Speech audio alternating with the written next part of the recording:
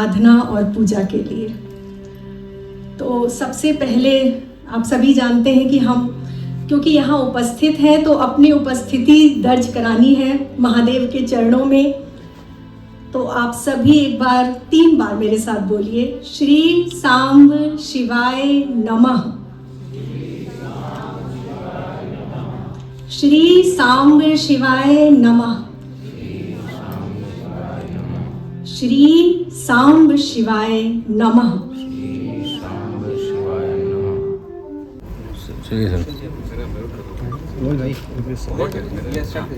क्या कुछ कहेंगे आज के नया सत्र सुना हमने आज उपलब्धि की बात भी सुनी, क्या कुछ कहेंगे आज के सत्र के बारे में आप? आज का सत्र बहुत अनोखा हुआ, बड़ा अलौकिक रहा, क्योंकि आज का जो सत्र जिसकी शुरुआत हुई महादेव की व्याख्यान से, महादेव की कृपा से, उनकी कथा से, लेकिन आज जो समापन हुआ वो कहीं ना कहीं हमारे लीलाधारी कृष्ण पर हुआ है। तो आज कृष्ण और शिव का सम्मिलन, दोनों ही की कथा रही है और बड़ी कृपा बरसी है। आज सबके नेत्र सजल रहे, सबके आंखों से अश्रु गिरे। तो कहीं ना कहीं आज ऐसा महसूस हुआ है कि आज का सत्र हमारे महादेव ने स्वीकार किया, उनकी कृपा का साक्षात अनुभव हुआ। बहुत ही सुंदर, बड़ा अलौकिक, बहुत अनिवार्य। एक गुप्त नवरात्र के बारे में आप बताए थे, वो कब से कब है और कैसे उसकी विधि विधान अगर दर्शकों को बता सके हमारे उसको। ये देखिए, इसका नाम है ना गुप्त नवरात्रि जी। ये आप अगर याद करें तो आज से 10 साल पहले शायद किसी को पता नहीं था कि गुप्त नवरात्रि का क्या विधान है, लेकिन अभी क्योंकि सोशल मीडिया आप लोगों की, आप सबके सौजन्य से गुप्त नवरात्रि बहुत ज़्यादा चर्चित हो गई है। गुप्त नवरात्रि जैसे हमारे यहाँ 2 नवरात्रियाँ हम मानते हैं, एक चैत्र की और एक शारदीय नवरात्रि। 2 हमारे यहाँ गुप्त नवरात्रि जो कि साधकों के लिए थी पहले, जो महात्मा, जो सन्यासी, जिनको साधना करनी थी, सिद्धि प्राप्त करनी थी, उनके लिए। लेकिन आज सभी लोगों को जानकारी है गुप्त नवरात्रि की, तो लोग इनका लाभ उठाते हैं, क्योंकि ये बड़ी ना छुपी हुई नवरात्रि है। लेकिन यहाँ देवी की कृपा, माँ दुर्गा की जो 10 विद्या है, जो 10 विद्या रूपी स्वरूप है, उनकी साधना करते हैं। विशेषतः साधना की जाती है तंत्र साधना के लिए समय बहुत शुभ है। गृहस्थ लोग भी कर रहे हैं, लेकिन जो शास्त्रों के अनुसार अगर हम देखें तो ये गुप्त नवरात्रि का विधान गृहस्थों के लिए नहीं था, सिर्फ साधकों के लिए था। लेकिन अभी ठीक है, सब कर रहे हैं, लेकिन इसमें एक नियम होता है कि जो भी आप विधि विधान करें, जो भी माता की आराधना, जाप, पूजा, यज्ञ, हवन, वो गुप्त रूप से होना चाहिए। उसका बहुत ढिंढोरा नहीं पीटना है, बहुत लोगों को बताना नहीं है। शांति से माँ के निमित्त आप दीपदान कीजिए, दीपक जलाइए, सप्तशती पढ़िए, तो जो भी कार्य कीजिए वो गुप्त रूप से करना चाहिए। दीपदान के बारे में भी आपने बताया था, जो एक प्रसंग सुनाया था, थोड़ा सा दीपदान की महिमा के बारे में कुछ अगर बता सके। श्रावण मास आ रहा है। बिल्कुल, दीपदान की महिमा शिव पुराण अगर आप पढ़ते हैं तो उसमें दी हुई है, जिसके प्रसंग का आज मैंने यहाँ पर वाचन किया, लोगों को बताया कि दीपदान करके ही जो एक ब्राह्मण थे गुणनिधि, जो कि बिल्कुल धर्म का आचरण नहीं करते थे, लेकिन उन्होंने गलती से, संजोग से अपने उत्तरीय को फाड़कर और मंदिर में दीपदान किया, जलाया दीपक, रोशनी हुई। उसकी कृपा फलस्वरूप उनके इस कार्य को भगवान ने स्वीकार किया और उन्हें कुबेर बनाया, अलकापुरी का राज्य दिया। इतनी महत्ता है दीपदान की। तो दीपदान अवश्य करना चाहिए। किसी भी शिवालय में अंधेरा नहीं होना चाहिए। प्रदोष काल में अगर संभव हो तो ये नियम अवश्य लेना चाहिए। अगर आप रोज़ करिए, नहीं तो शिवरात्रि के दिन, प्रदोष के दिन, जो हम मासिक त्रयोदशी कहते हैं, या फिर आप किसी भी सोमवार को दीपदान अवश्य कीजिए। और आप देखिए, इसकी महत्व बहुत ज़्यादा महत्व है। आपके जीवन का अंधकार दूर होने लगेगा। जिस समस्या से आपको लगता था कि ये अंधेरा तो दूर ही नहीं हो सकता, आप करके देखिए, आपको उसका हल मिलेगा। और मैम, क्या ढक्के मंदिर में जो देवता बैठते हैं, जो विराजमान है, क्या उनको दीपदान दिया जाता है? बिल्कुल, घर में तो दीपक जलाने का हमारे यहाँ रिवाज, प्रथा है। सुबह शाम हमें घी का दीपक जलाना ही चाहिए, क्योंकि दीपक क्या है, साक्षी है। हम लोग जब भी कोई विधि विधान करते हैं, आपने देखा होगा पंडित जी सबसे पहले दीपक जलवाते हैं, क्योंकि अग्नि को हमारे यहाँ साक्षी माना गया है हमारे किसी भी कार्य का। तो दीपदान, जब आप पूजा शुरू कीजिए अपने ठाकुर जी को, तो सबसे पहले दीपक अवश्य जलाइए। एक चीज़ और आपने बताया था, लोग का पूरा ध्यान जो है श्रृंगार में होता है, और लेकिन इसके अलावा आपने बताया कि नाम जप जो है बहुत महत्वपूर्ण है। लोग उस पर ध्यान नहीं देते, नाम जप पे नहीं देते, श्रृंगार पे पूरी तरह से लगे रहते हैं। ठाकुर का घर है, लेकिन ठाकुर को भोग ही नहीं लगा रहे हैं। कुछ जैसे आपने बताया लहसुन या प्याज छोड़ना है, वो छोड़ते ही नहीं। बिल्कुल, ये बड़ी विडम्बना है, लेकिन ठीक ठीक है, जैसी भगवान ने सामर्थ्य की शक्ति, बुद्धि, सद्बुद्धि, शक्ति और सामर्थ्य 3 चीज़ों का समन्वय होना चाहिए जब आप पूजा आराधना करते हैं। तो आपकी जो सामर्थ्य है आप कीजिए, लेकिन आपका हृदय बहुत पवित्र होना चाहिए, निर्मल हृदय से कहते हैं ना, निर्मल हृदय सोई मोहि पावा, मोहि कपट छल छिद्र न भावा। तो जिसका हृदय निर्मल होता है वो श्रृंगार भी करता है ना तो बड़े प्रेम से करता है। लेकिन हमेशा आजकल ना जो साधन को साध्य से ज़्यादा महत्व नहीं देना चाहिए। साध्य आपका है नाम जप, आपको ईश्वर का सानिध्य प्राप्त करना है तो ठीक है, ये सब हमारे लिए एक उपकरण की तरह है कि हम विधि विधान जो करते हैं, एक लोटे में जल लेते हैं, चढ़ाते हैं, श्रृंगार करते हैं, सब कुछ करिए, लेकिन नाम जप अवश्य करना चाहिए, आपका ध्यान उनमें अवश्य लगना चाहिए। तो एक चीज़ आपने और कहा कि महादेव के मंदिर में जाके राधा वल्लभ कहना है स्थान में, लेकिन लोग तो हमें ओम नमः शिवाय कहते हैं। यही तो राज की बात है ना, यही राज एक गूढ़ रहस्य है कि जब हम किसी को प्रसन्न करते हैं, जिसको हम बहुत प्रेम करते हैं, उसको क्या पसंद है ये ध्यान देते हैं हमेशा। हम ये नहीं देखते कि हमें क्या पसंद है हम उसे चढ़ाएं। तो महादेव को सबसे ज़्यादा प्रिय है राधा वल्लभ का, क्योंकि वो उनके घर के से भी आप बात करो ना, घर के मंदिर में क्या करना चाहिए, तो शिव पार्वती का जो मंदिर है घर का, उसमें जिस ठाकुर की स्थापना उन्होंने की है वो है राधा वल्लभ का। तो महादेव का हृदय है, इसलिए जब आप उनका नाम बोलते हैं तो महादेव जीत जाते हैं, प्रसन्न हो जाते हैं। आप उनकी जितनी भी पूजा कीजिए, लेकिन एक बार सिर्फ राधा वल्लभ बोल दीजिए, आप देखिए वो प्रसन्न हो जाएंगे, आपको महसूस होगी इनकी कृपा।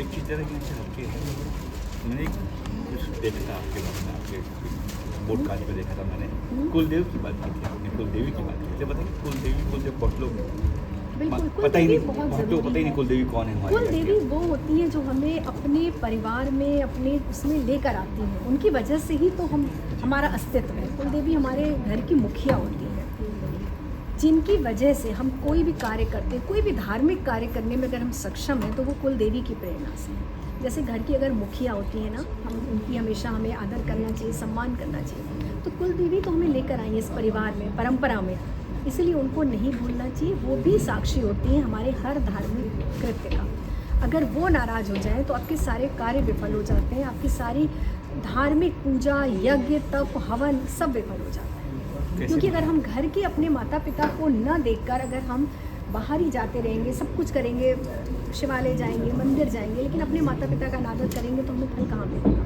तो कुल देवी तो हमारी माता है, एक तरह से हमारी कुल की जो प्रारंभ, जिनसे प्रारंभ हुआ हमारा कुल, वो है। तो उनकी प्रसन्नता का ध्यान, उनसे हमेशा परमिशन, आदेश लेना चाहिए। घर में कोई भी शुभ कार्य हो तो हमें अपने उस स्थान पर, कुल देवी के स्थान पर अवश्य जाना चाहिए। तो श्रावण आ रहा है, श्रावण के लिए क्या कुछ खास करना चाहिए श्रावण महीने में? श्रावण में बस एक नियम बना लीजिए। देखिए, सावन में ही हलाहल विष भगवान शिव ने कंठ में धारण किया था, समुद्र मंथन हुआ था। तो भगवान बड़े बहुत ज़्यादा, उनकी ज्वाला जो थी बहुत ज़्यादा हो गई थी, उनका ताप बहुत बढ़ गया था, क्योंकि कंठ में हलाहल विष धारण किया था। इसीलिए महादेव को जल चढ़ाया जाता है, दूध चढ़ाया जाता है। तो जितना हो सके भगवान का अभिषेक, महादेव अभिषेक प्रिय है। पंचामृत से अभिषेक कीजिए, दूध, दही, घी, शक्कर, शहद से अभिषेक कीजिए महादेव का, कुछ नहीं तो गंगा जल से अभिषेक अवश्य कीजिए। तो सावन में अभिषेक कीजिए जितना हो सके, रोज नियम बना लीजिए, और उसके बाद तो आपकी अपनी श्रद्धा है कि आप जो भी भगवान को अर्पित कीजिए। ठीक है, थैंक यू। धन्यवाद। जी मैम, क्या कुछ बोलना चाहेंगे? आज शिवाश्री ऋतु जी ने जो प्रवचन दिया है, जो आज का सत्र था, थोड़ा सा उस बारे में कुछ बोलना चाहें आप? महादेव महादेव, शिवाश्री ऋतु जी ने प्रवचन नहीं, एक चर्चा की है, जिससे हम और आप बहुत आसानी से महादेव के साथ हम कनेक्ट हो सके।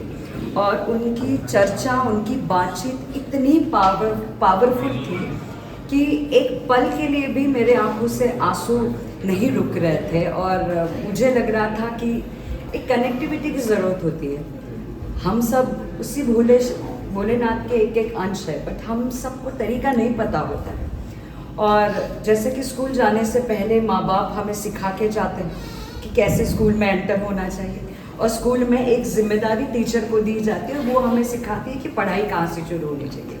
एग्जैक्टली यही काम ऋतु मैम ने किया है, और इतने खूबसूरती से उन्होंने ये निभाया है कि हम सब इतने उसमें भावुक हो गए कि 1.5-2 घंटा कहाँ ख़त्म हो गया पता ही नहीं चला। महादेव से एक ही प्रार्थना करना चाहूँगी कि ये समय बार बार आए और हमें मौका दे कि हम शिवाश्री रितु जी को बार बार बुलाए, और आप और हम सभी को जितने ज़्यादा शिव के साथ कनेक्ट कर सके उतने जल्दी और उतने ज़्यादा से ज़्यादा भोलेनाथ के साथ कनेक्ट करें। अगर मैम कुछ बता सके महादेव नाथ फाउंडेशन के बारे में हमारे दर्शकों को। जी, महादेव नाथ फाउंडेशन के फाउंडर ये है और हम तीनों सेवक हैं। जो ये हुक्म करते हैं उसकी सारी तकलीफ हम लोग करते हैं, उसको आगे बढ़ाते हैं, ये ज़्यादा बेटर तरीके से बताते हैं। जी सर। सो महादेवनाथ फाउंडेशन जो है, जब हमने पहली बार इसको सोचा और हमें दिमाग में आया कि कुछ ऐसा करना चाहिए जो समाज के लिए भी कर सकें, और सबसे पहले हमारे दिमाग में आया था जो पशुओं के लिए हम बहुत कुछ करना चाहते थे, बट इंडिविजुअल अगर आप खुद से कुछ करना चाहें तो बहुत छोटे हो जाते हैं, क्योंकि इतना कुछ करना है और अकेले आप संभव नहीं है उसको कर पाना।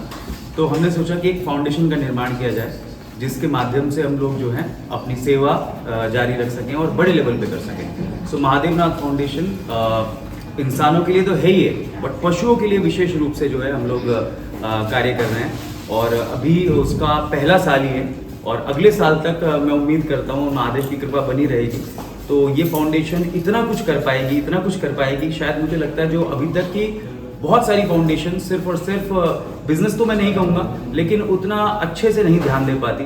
जो हमारी फाउंडेशन अब करना चाह रही है वो बहुत डिटेलिंग पे हम लोग काम कर रहे हैं, और हम एंड टू एंड तक जाने का पूरा प्रयास करेंगे महादेवनाथ फाउंडेशन के। जी मैम, कुछ आप बोलना चाहें आज के सत्र से क्या कुछ सीखा आपने? तो हर हर महादेव सभी लोगों को। हर हर महादेव। मैं तो जैसा कि मेरी दीदी ने बोला कि ये जो प्रोग्राम था वो हम सभी के लिए था।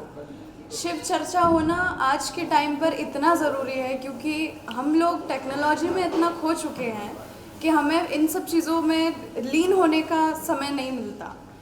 तो मुझे तो बहुत ही ज़्यादा अच्छा लगा, और जैसा कि आप सब भी जानते हैं कि आप सब लोगों को भी बहुत इन्जॉय मिला होगा इस प्रोग्राम में, क्योंकि ये हमारे महादेव के ऊपर जितना भी हमने चर्चा की है सब लोगों ने कनेक्ट किया होगा कहीं ना कहीं। और मेरा ये मानना है कि ये जो प्रोग्राम है ये हमने इसका 2 पार्ट किया है, बट मेरी ये इच्छा रहेगी और हम सभी की ये इच्छा रहेगी कि हम इस कार्यक्रम को और आगे बढ़ाएं। हमारे महादेव नाथ फाउंडेशन के थ्रू हम सब इसमें जुड़कर हर एक चीज़ में इतनी मेहनत करें कि हमारे महादेव का नाम और ऊंचा हो जाए। क्या बात है, बस इतना ही बोलना चाहूँगी।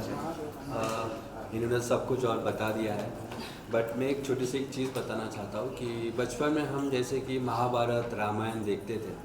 आज जब मैंने सामने जब श्री रितु जी के बारे में जब उनके सामने जब बैठ के हम जब सुन रहे थे तो मुझे वैसे ही लग रहा था जैसे कि हम कुछ एक कथा और जो चीज़ें हम देख रहे हैं सुन रहे हैं, जो प्रेरणा मिलती है हमें उस चीज़ से, जो जिससे हमें बहुत अच्छा लगता है, वो आज मैंने महसूस किया है। बाकी तो हर हर महादेव, भगवान का आशीर्वाद हमेशा हमारे साथ रहे, सबके ऊपर रहे। Thank you so much Mahadev. Mahadev एक बार जयकारा लगाना चाहेंगे हम। नमः पार्वती पते।